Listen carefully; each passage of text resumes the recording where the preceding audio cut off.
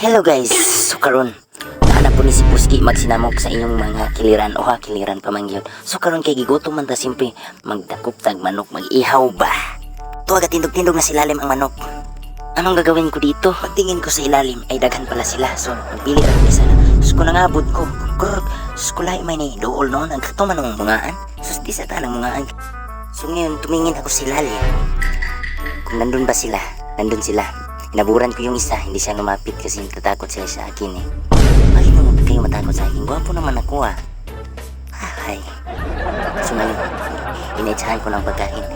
Hindi na naman lumapit. Ano ba kasi? Ano ba?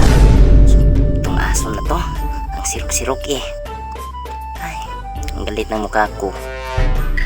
Ang gawin ko dito? So ngayon, nilapitan ko guys. Kasi gusto ko nang rapin kasi nagugutom na talaga ako. Hindi ito kaya. Kasi tingnan yung katawan ko.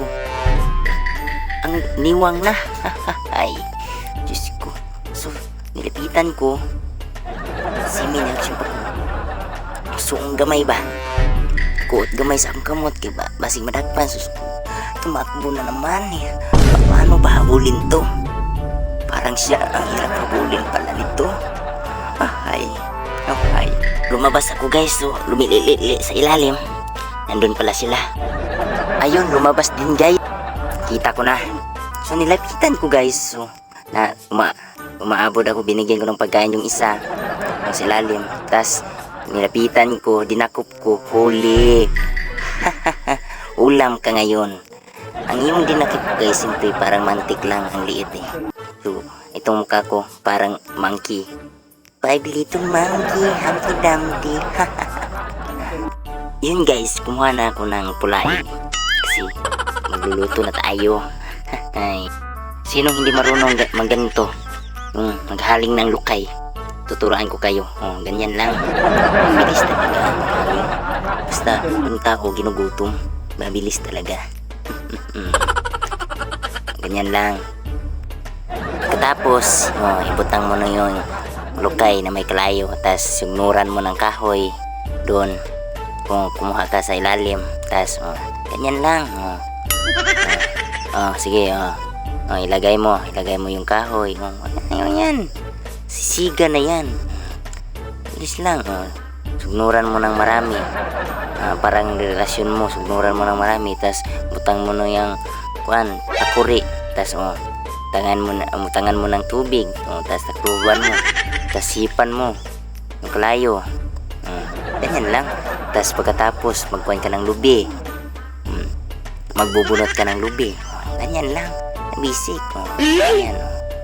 Kain mo yan para malimpyo. Kain mo yung balat ng kuhan. Pagkatapos bukin mo, ganyan pagbuak.